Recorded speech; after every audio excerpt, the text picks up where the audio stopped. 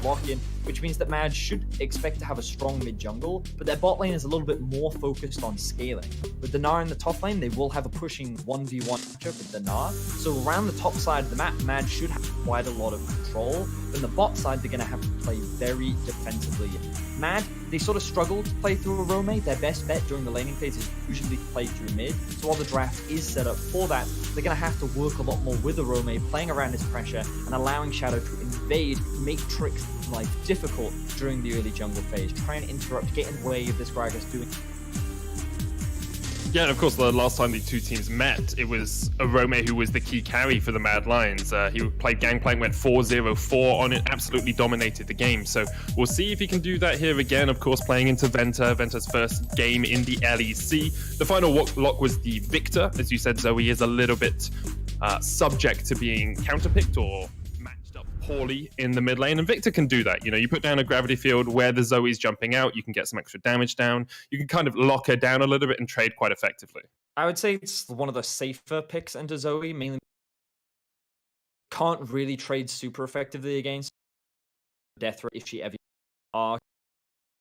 But primarily your goal is to just play farm, play scaling, play defensive, and I think that it synergizes quite comps that have for themselves. They're kind of reliant on the Gragas to set up engages, but they also have a lot of zone control with the Victor W. You're also going to have Set as a champion who obviously creates a lot of space for his team because of how wide his W is. And I think that SK are actually set up quite nicely for team fight. I just don't think that they have many easy lanes to play around in the early game. So I'm expecting a slow early game defensively, whereas Mad, I think they're going to be looking to go hard, go fast, primarily playing to the mid lane, looking to set up invades and try and put as much pressure on the enemy jungle as possible.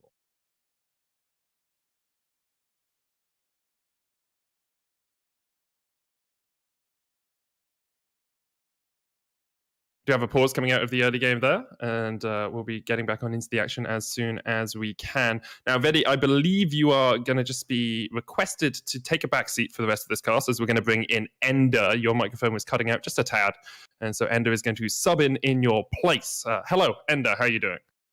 Hello, I'm doing all right. It feels like a true in-house right now. We're just swapping the casters all around.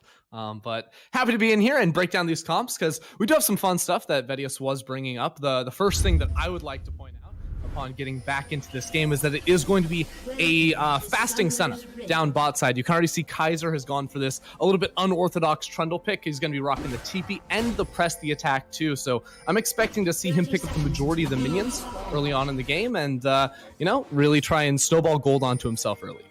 I'm wondering about the Trundle pick, because we saw it early on in the draft. We were wondering whether it was going to be jungle or support, and then, of course, when the Olaf was locked in, we saw it was definitely going to be a support Trundle. But do you think it's specifically matched up into this Tahm Kench? Do you think that Mad Lion said, okay, into Tahm Kench, we can play the Trundle because you have the Subjugate, because you have the extra sustain in the lane as well? Yeah, that's exactly the case. I think because when the Trundle came out, we'd seen Gragas and Tahm Kench already picked, and Trundle into Gragas doesn't make a whole lot of sense to me, because, you know, Gragas these days is always going to be building full AP. But in the Tahm Kench matchup down bot side, not only does he have the ultimate, which is going to be super, super powerful against the Tahm Kench or even the Set later on, but also his pillar is super effective against Tahm Kench when he's trying to save an ally, because if you just put that in the middle of the lane, it's like unmissable CC, and no matter if Limit's trying to eat up his AD carry or not, it's going to be really hard to, you know, escape from that sort of situation if there's a jungler involved as well. It works so well with the Glacial Augment as well coming out from Kazi, because if you get pillared, you're slowed. You then get autoed, you're slowed. It's so difficult to ever get out of that lane, ever get out of that position, because constantly you're just going to take harass after harass after harass. And you can see Kazi and Kaiser already stepping up in this lane, trying to push Crown Shot and Limit back. Yeah, and this is sort of what you expect with the fasting Senna. Like, Karzi is just trying to buy as much space as he possibly can for his Trundle at the moment, because if Karzi can sort of 1v2 zone away with those high-powered auto attacks and the slow field as well, Kaiser can walk up, can get virtually every single minion, and unless you're really playing against like double ranged bot lanes, you should be able to do this in the early stage, and it's one of those things that makes this a pretty powerful strategy at the moment. Well, definitely working out well for them early on as they pushed up this lane. We'll see how much of that CS Crown Shot can get underneath the turret. He's taking TP. knowing he's likely to be harassed in this lane means that he can get back into it a little bit easier. But of course, it does leave you vulnerable to ganks because you don't have that heal, you don't have that defensive summoner. Nice little move there from Shadow as well to walk inside the enemy jungle and steal away the blue buff. This is something you can do, of course, on this matchup, thinking that Gragas was going to be on the top side of the map. And as we get into a little bit of a pause right now, you can already see that he has bought that space for the bot lane to be pushing up safely. Yep, makes it very, very easy for the Mad Lions bot lane. I want to talk a little bit about that jungle pathing because it's not very often you just see a straight 3 buff like that. Usually there's an invade into a ward or someone gets caught out early on or harassed out early on. What is it about the Olaf into Gragas matchup that let him do that so easily? Well, the nice thing about Olaf into Gragas is like he's just going to win virtually any 1v1 fight that the two like run into each other and go ham. Like you're just going to win that. But there was a very early ward on Trick's red buff that actually saw exactly what Trick's pathing was going to be. Shadow started on his blue buff side of the map, while Trick had started actually on his wolf camp. So he had left his blue buff up, and the second he was seen on the red buff as his second camp of the game without a blue himself, that's when Shadow knew that he could go for that type of pathing to invade with pretty much relative safely. That's definitely worked out for him early on. He'll be a whole camp up over Trick. And Trick hasn't been the best jungler at sort of early on in the game, gnawing back at a lead, right? He's not always the most proactive early on. He doesn't really get too many ganks off. So I'm really interested to see what Trick does on the Gragas, running Predator, looking for what we would usually expect to be quite early ganks. Yeah, and in his defense, in this matchup, I think you are expected to take a little bit more of a back seat in this type of a game. If anything, he would look for, one of those early recalls to pick up the Predator boots, and probably like bot lane would be his focus with how far they're pushing up. But because of the invade from Shadow and the deep ward that has been placed inside of Trick's blue buff quadrant of the jungle, that's not going to be too realistic of an option for him. Venter winning out trades in the top lane. Big minion wave here being built up. Arome struggling a little bit with the set early on. It actually looks like Trick is coming up here for a dive. Spotted on a ward, perhaps just trying to force Arome out, and Arome gives him the respect, gives him the time of day, and flashes out early on. This is really difficult for that Gnar though, because do you TP back into this? Are you going to risk it? Actually, instead of going back, he's just going to walk back to the turret. Yeah, so Arome did end up losing his flash there, and he made a calculated risk once he saw Venter and Trick back away from the minion wave. He said, hey, they're not going to stick around. He's pretty safe to walk up and get those last hits. But this is a little bit of a difficult situation for Arome to be in, but not entirely unexpected. A lot of people see this match and it's like, oh, Gnar has the range advantage into the set. It should be easy. But Gnar, in mini Gnar especially, gains range throughout levels that he gets in the game. So early game, he's actually pretty low range and always going to be in target range of Set's W. So because of Set's W that has such strong poke / wave clear, the sustain he gets via his passive as well, this is a pretty easy lane for Venter to try and control early on in terms of lanes. You can see Trick went into his bottom side jungle, basically had nothing there as Shadow had just stolen away the entirety of that bot side, and then was spotted on a ward as he went over to the Razor Beaks as well. So Mad have basically total awareness of where Trick is. Trick thinks he's relatively safe because he used the Oracle's alteration, but didn't spot out the ward at his Razor Beaks, and it makes it actually very hard for Trick to do anything with this Predator boot gank. Yeah, right now Arome is the player on Mad's side without the flash up, so Trick was very likely looking to set up another gank around this side. If you look at the mini-map as well, there's a big wave that's starting to push in towards Venter. Venter is allowing the wave to come in, so now there's a full team-wide response from Mad Lions. You have Shadow and Humanoid both rotating up towards here to try and buy Arome the safety he needs to be able to push that one in. And of course, Trick, seeing Shadow on a ward himself, just says, hey, I have to give it up, and sort of relinquish that advantage. And obviously it's great to see this sort of level of coordination in the team. We wondered whether the little bit of extra time prepping for this week would have helped Mad. I think this is something we've seen from them a few times this split, but they haven't always been consistent in making sure that no man is left behind in the early game. This one is looking good for them right off the bat, and I actually want to draw my attention towards mid lane right now. You can already see Humanoid building up a pretty sizable advantage here on the Zoe, continuing to pressure in towards Genax as well. And as long as he can control this mid lane sort of on his own, that is going to open up options for Shadow to look for, repeat moves into the enemy jungle. I'm going to be looking around that 7-8 minute mark when Trick's blue buff is going to be respawning. Whether or not Shadow wants to make a play could be a very good point for him to target on the map. Well, right now, Shadow's blast coned over. Trick has the support of his bottom lane, but Humanoid, as you say, pushing in mid, comes across. Shadow now hits 6. Leaky cover Orville isn't going to connect, but Crownshot perhaps caught out just a little bit. Can't flash away, of course, because he'd be flashing straight into the jaws of defeat. There's the Devour coming out from Limit as Mad Lions continue to push in. Aren't going to find any kills, but they force SK out of the river. And this should net them an Infernal Drake as well. With the poke going down, low mana on Limit, SK are going to seed this one. You look at SK's comp, it's very clear they're not looking to get too frisky in the early game and go for any of these types of engages. So Mad Lions will be able to force them out of the river and pick up the Infernal for themselves. Mad Lions, with the Olaf in jungle especially, are looking to get those first 2 Drakes of the game as quickly as possible, because it can put you in a very good position later on, especially to look at that soul farm. It really just puts the enemy on the timer, right? Like, the sooner you can get the first 2 dragons, the sooner we're looking at the Soul Drake. At the moment, that was taken at 7 minutes, 12, 17, 22 is the Soul Drake point right now. And that's assuming, obviously, the dragon is taken immediately as soon as it comes up. If you can get those early on, it really makes it very difficult for SK, because they'll be looking for 1.5, 2 items before they really want to fight. And if Mad Lions can bring the win condition earlier than that, then SK have to take disadvantageous fights. Ooh, so this is interesting. Coming back onto the map, you'll actually see Karzi ran into mid lane while Kaiser is taking solo EXP down bot side. Now, with Humanoid off the map, Karzi is able to pick up some minions here, but I'm curious, does he stick around? Because remember, Kaiser has teleport. Kaiser, in theory, could stay bot side as Mad Lions look for some sort of a Rift Herald play themselves. They have 2 teleports at the moment, so they're just going to try and really push the game forward, extend this tempo that they do have into yet another Herald, another neutral objective to pick up. Yeah, you can see Karzi just help push out the mid lane, and now Humanoid has it underneath the turret. Shadow on Olaf can very easily solo out any of these neutral objectives early on, and that's exactly what's going to happen. Really nice stuff there from Mad, playing the map well and taking these early advantages as much as they can. And they've just been containing Trick inside of his own jungle, right? Trick had the one move up top side when he knew he was getting invaded on the other side of the map and was able to get a flash, but now you'll notice Arome's flash has returned back up here. So with this, early pressure mid-jungle 2v2 that Vedius was talking about in the draft, Mad Lions have been able to make some really nice moves here so far in the early game, and I'm going to be watching them really try and push that in the next 5-10 minutes as well.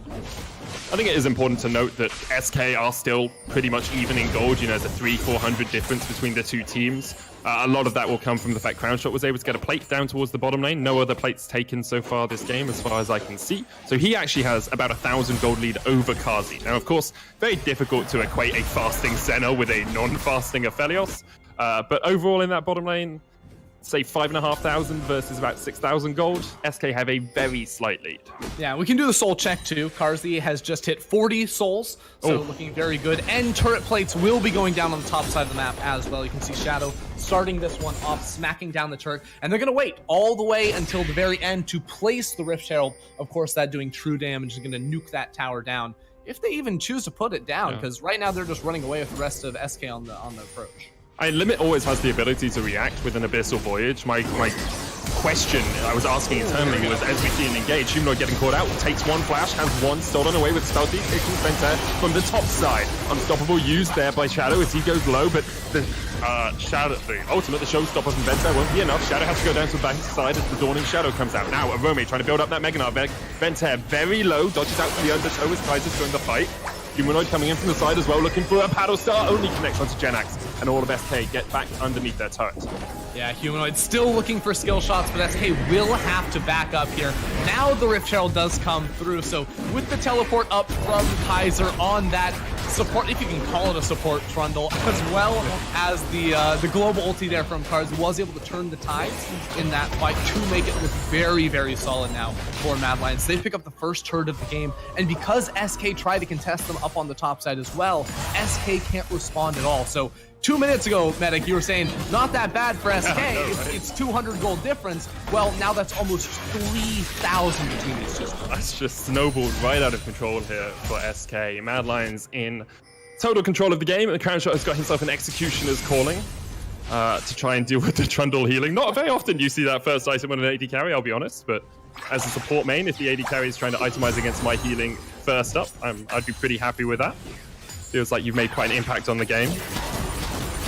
Yeah, that's going to delay Crownshot just a little bit right here. Of course, he's looking at quite a bit of healing on the other side, but you really hate to see that when you have a Victor in the mid lane without much itemization to go for. He just upgraded his passive item one time, and the rest of his team not doing too hot either. So this is going to be a long time, I feel like, before SK really are going to pack a punch in these fights, especially when you see, the full Warrior enchant completed for Shadow, some lethality coming through from Karzi, the Kaiser support, quote-unquote, Trundle now has Sunfire as well. So this Ocean Drake fight that could break out, yes, SK have great vision around it, but itemization-wise, it should be a massive win for Mad Lions.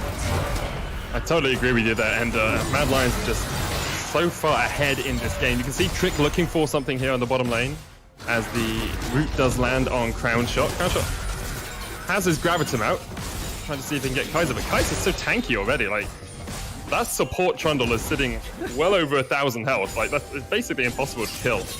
You just don't have the burst at all from SK. Yeah, it's funny because we have the term for fasting Senna, but what do you call the duo partner? Because it's really not a support if you think I call it the Christmas dinner support, right? Like, it's Christmas you just eat everything you can. You've got turkey, you've got ham, you've got roast potatoes, you've got mashed potatoes, you've got bread sauce, you've got cranberries, you've got chocolate.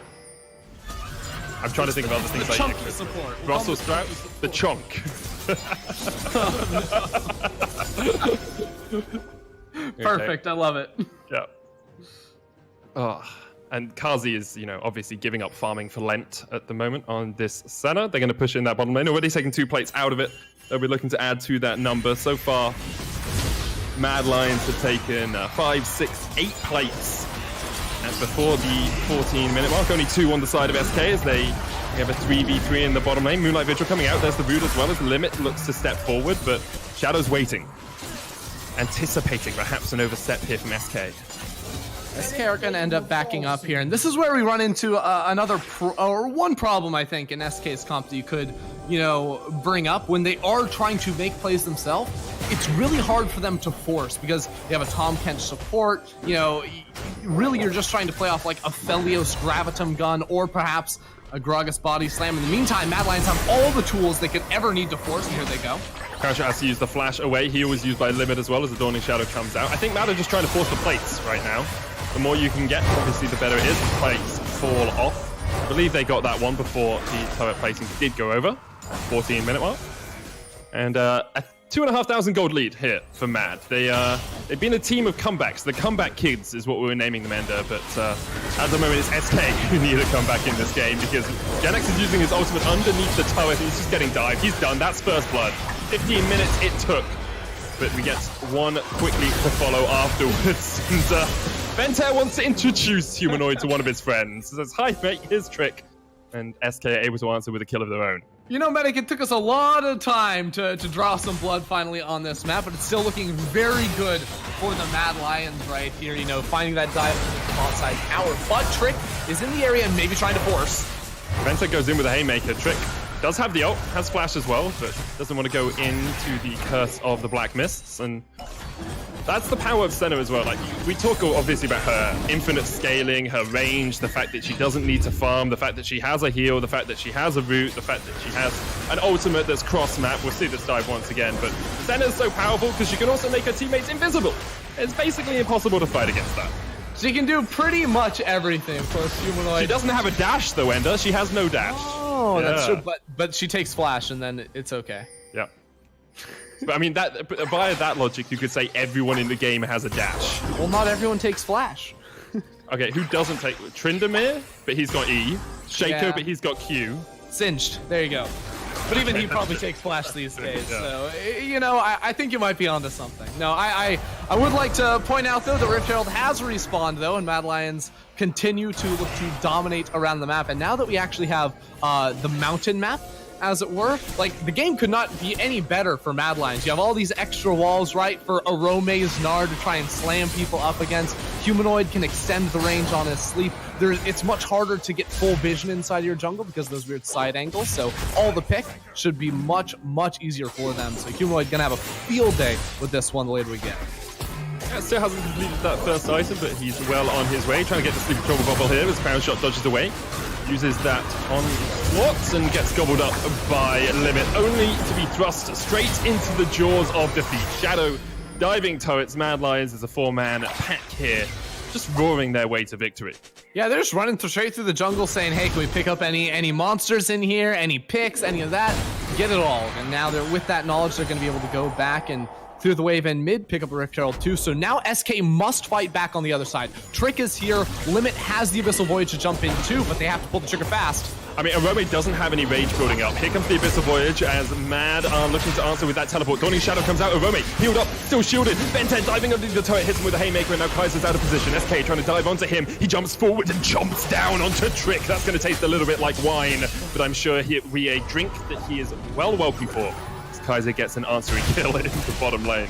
Oh, SK just can't catch a break, right? They're forcing down bot side, but with all the globals, the TP on Kaiser too, it ends up being a 1-for-1, and it's not even in time for the Drake to be spawning. So we're still 25 seconds off of that. They're gonna have to reset before they get back on towards the map. Arome will of course have time to respawn and be there too. So like, SK, they had a window where they could see something on the bottom side, but some quick thinking from Mad Lions was able to stop that immediately and just maintain or even grow their lead because, of course, on the other side, they got a tower and a Rift Herald on top. Yeah, and you can see SK now wildly pinging over towards the Dragon. They know they need to start fighting, well, they need to successfully fight for one of these. Shadow is on his way across. The Mountain Drake has spawned. As Kaiser and Kazi clear out just a little bit of vision, but Humanoid is solo pushing in the bot lane. That turret's not long for Summoner's Rift, and SK, even with all 5 players here, I'm not sure how easily they're going to answer this. They're looking for Humanoid. He's got 2 flashes, one on the Spell Thief, one as a Summoner. Lands to sleep onto Venter, and now he's looking for the flash. Arome's coming in as well. He's just hit Meganar. Trick there on the front line. Limit coming across. There's the flash from Humanoid, but that's the Spell Thief's one. He's still got one in reserve. Arome trying to get forward. Doesn't have the flash to go in with the Gnar with that ultimate, but SK just have to retreat. They're forced out of the river. They're forced out of the bottom lane, and Mad actually might even look for the mid lane push here. They're sending 3 players across there to try and take out the turret. And SK just a little bit too slow on these reactions. Honestly, I think Mad Lions really want to fight. That's why they didn't immediately start up the Dragon. They want to pick you off when you're in front of the Drake. The sleep lands from long range, and Trick is already below half health. Shadow and Mad will get their 3rd Dragon of the game. The Rift Herald is used in the mid lane to make sure that turret fell.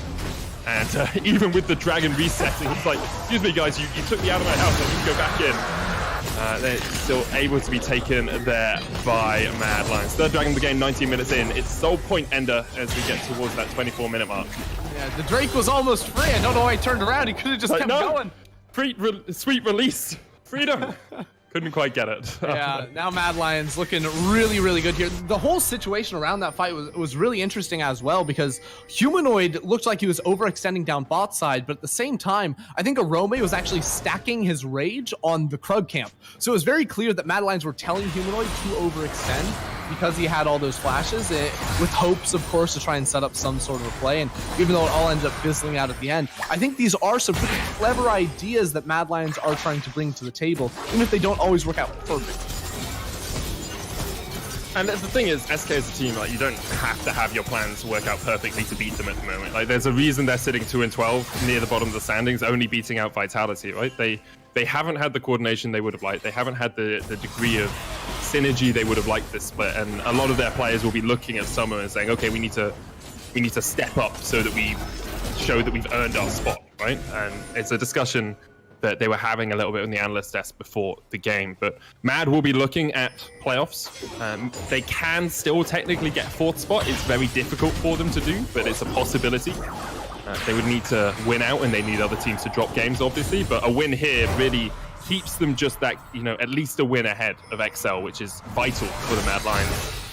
Yeah, Mad Lions in this position, they're like, they have their eyes set on playoffs and they need to get wins, that all the confidence, prove themselves going in towards that, because even, you heard on the analyst desk, people still aren't totally convinced on them or XL right now. So the stronger you can show up in these types of games, the bigger statement you can make, always going to be good, as already they're on a very good pace to try and close this one out quickly.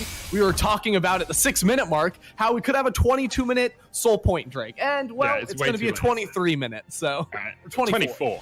And 24. I know maths is hard, but adding 21 and 3 shouldn't be that difficult for you.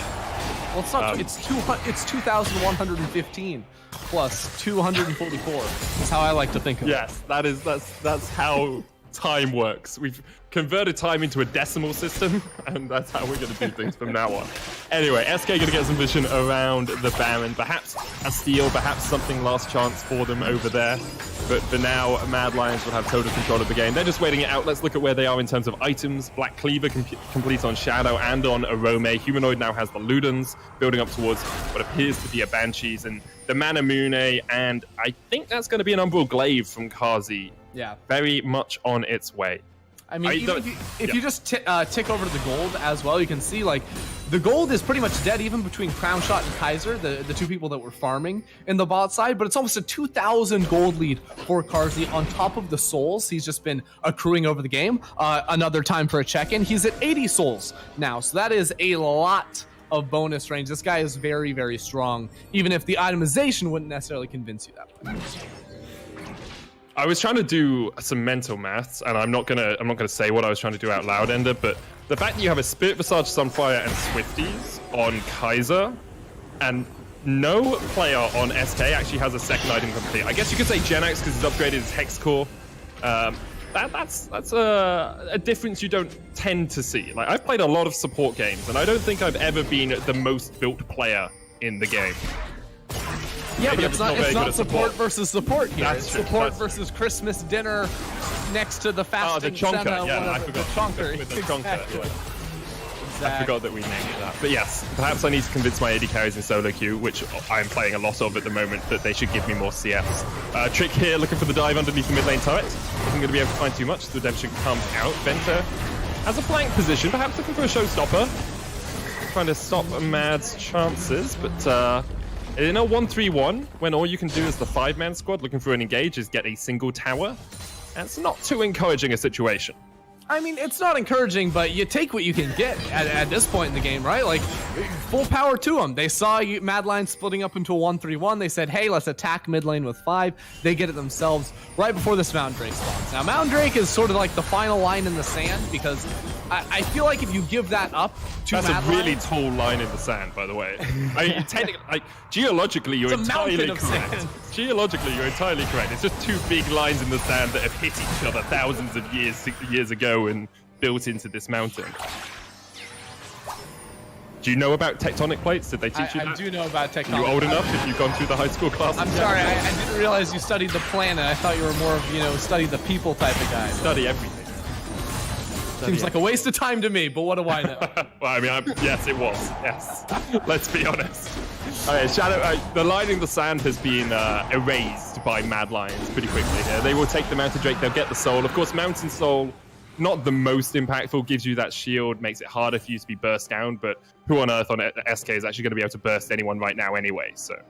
Yeah, well, they're just trying to wait for items right now. Gen X went for the Luden's Echo on the Victor here, just for the cooldown reduction too. Of course, has 2 upgrades on the Hex Core as well, so we'll have empowered his Q and his W, I believe, if I double check.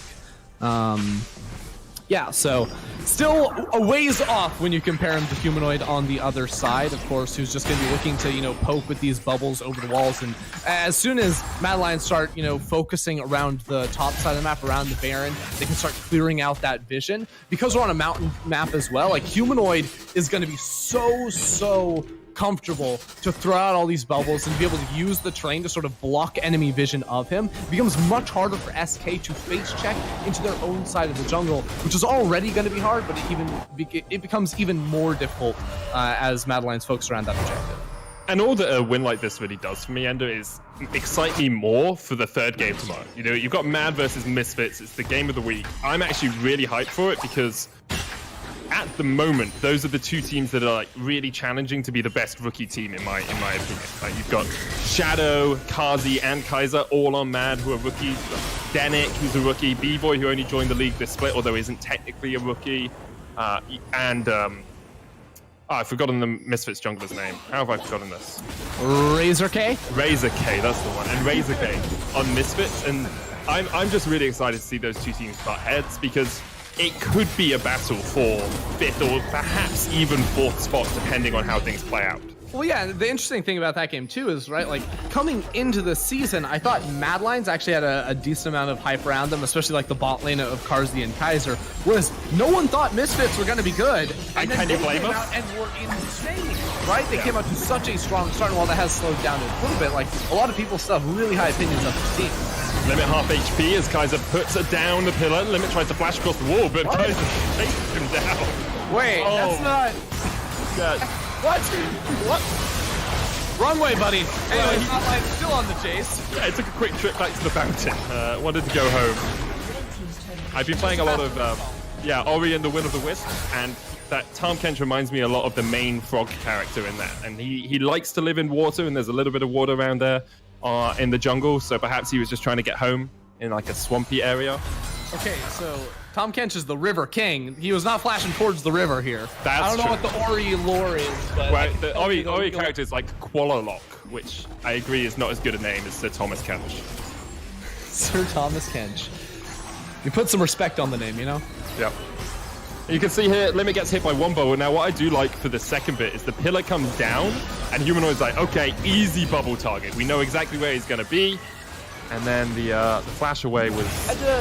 It's like, he flashes away from the Zoe. Like, I understand. Like, he is thinking, I have to flash away from the trouble bubble. He was not thinking 2 steps ahead, which was, once I flash away from it, do I have any chance of survival? Which, had he asked the question, the answer would have certainly been no. Unfortunately. So just don't flash. Don't flash in those situations. Save flash for the next fight. Maybe you want to flash and gobble up Crown Shot or save one of your carries. Now, we do have 2 major objectives coming up on the map. Baron, of course, has already spawned. That's been up there for about 8 minutes. Mad haven't played around it too much, but there's an Elder Dragon as well. 2 minutes, 19 seconds on that. And Mad, I mean, they could control either side. Looks like at the moment they are pathing up towards this top side, giving Humanoid a bit of safety as he pushes up in that top lane. Yeah, the thing is, Mad Lions don't necessarily have the swiftest Baron, of course. You know, a lot of people talk about that when you go for the Senna, especially with the lethality fasting build. You're going to be pretty slow on that objective, so they haven't felt the need to start that one up. And they also keep sending Humanoid up into a side lane while the rest of the team comes in forces, which is really interesting because it can put him in position for really nasty, you know, bubbles coming in from the corner of SK's screen, but doesn't put him at some amount of inherent risk. If he is walking over vision and doesn't have really almost perfect vision of the enemy team, they could be waiting in some of those brushes. So he does have to play a little bit carefully around that when he is splitting off from the rest of the group. But now should just wait and try to burst people. Holy moly. Yeah, that's not fair. Shadow and Kazi actually reset the Baron just as bad, so they're going to have to restart that. But you can see Vento's actually coming across here for SK. Kaiser from the bottom side looking to catch out someone. There's the pillar. Lands on Crown Shot and Limit. Humanoid stepping forward. Genex on the wrong side, flashes away. Crown Shot already down for half HP. His Limit is about to fall. The thick skin won't save you for too long here as Mad pounce and get another kill. And that should be the Baron for Mad Lions. Well, Limit really wishes he has the flash right there because Mad Lions put a target on his back and completely forced him out of there. This is just nothing SK can do, right? Humanoid sitting inside of the jungle getting insane damage down. Even though Mad Lions have a quote-unquote slow Baron, right? Like, Shadow's lost some HP, so he's got the massive attack speed, and no one can get even close to this. So Mad Lions just put on a masterclass on how to control these neutral objectives all game long. They got 4 Drakes, they got both Rift Heralds, now they're going to get the first Baron in the game, and the Elder Drake too. They should easily be able to convert down towards that as well. So this has been a very, very clean game with not a whole lot of risk-taking from their side. Yeah, and the power of, I've been thinking more about this Trundle pick, the power of having a Trundle instead of something like a Tahm Kench is his ability just to stand in the lane as well, right? Like Tahm Kench, usually if you catch him out, he's pretty much dead.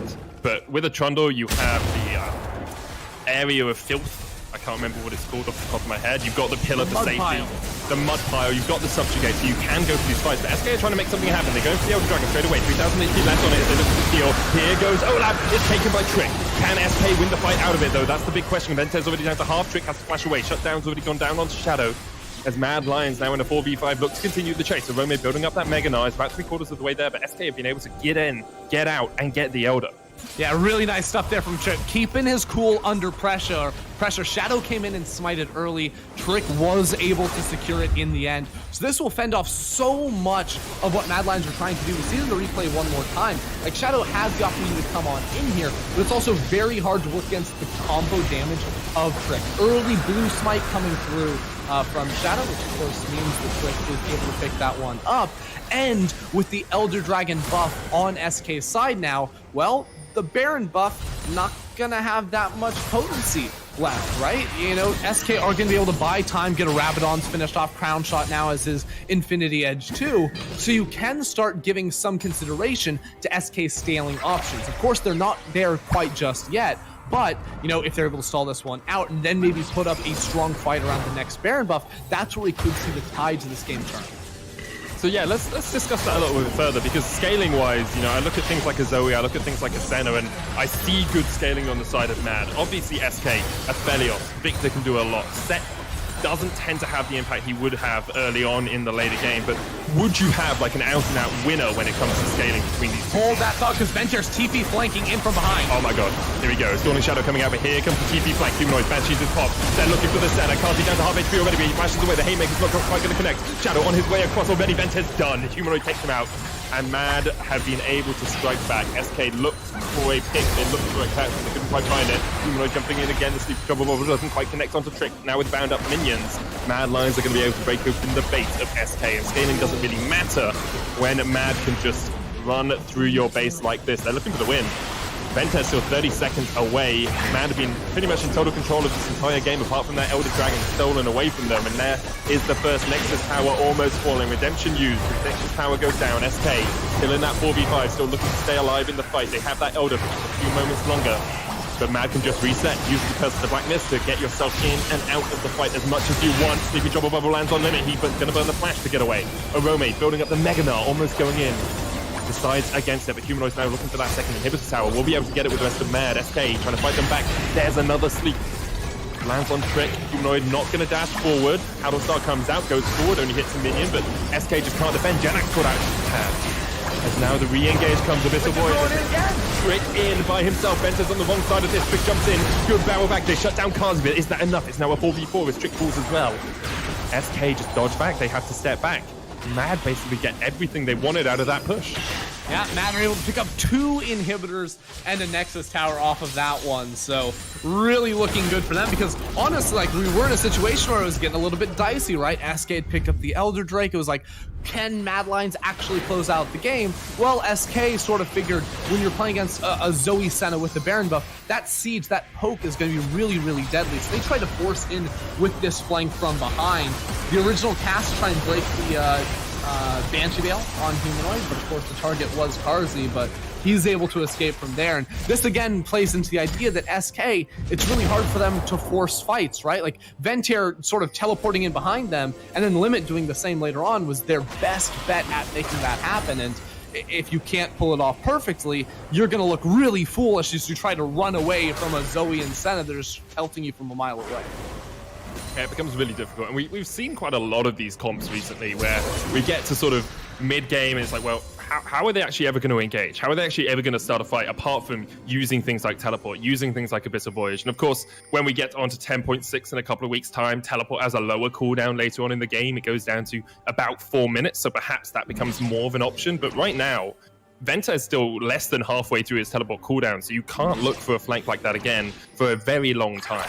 Right, and that's where SK's comp is saying, hey, we want to play back more with an Aphelios, a Tahm Kench, a Victor. Like, we have the tools to play back, but not when you're getting sieged down and there's super minions inside their base, when there's Zoe hitting you from super far range. That's where you do have to make some hard decisions. Yeah, you can see Shadow just running into the side. Quick almost dies there just to the Dawning Shadow. Whenever's going to come out, he'll be dead before it even arrives. Strick is down, GA pops on Shadow, but the fight continues. Venta goes in, Kaiser with the one knocked back. Moonlight Vigil coming out, but really not enough damage there from the Aphelios. Almost takes down Kaiser. Can't quite get it. There's the root from the Graviton, but now with all 3 inhibitors down, Mad Lions are on the chase. Just a second as the, I believe Mad Lions are just closing this one out. And just the Nexus left, Medic. I can take it from here. There we go. Stuck on the fountain. And it will be Mad Lions picking up every single last kill they can find before they pick up the win as well. And there we go. They get the win. Mad Lions are victorious at the end of the day. Good stuff from them all round, obviously. And it really does build hype for the match they have against Misfits tomorrow. I'm gonna be honest, Mad Lions just made that game look so easy, right? Like from the very start, spotting out Trick on his red buff, Shadow was able to steal the blue buff, able to turn that into some pressure on towards that bottom side. Humanoid winning through mid just meant that they were able to pick up every single objective throughout the entire early game, and it never felt like SK were even in a position remotely close to trying able to be in a position to contest them.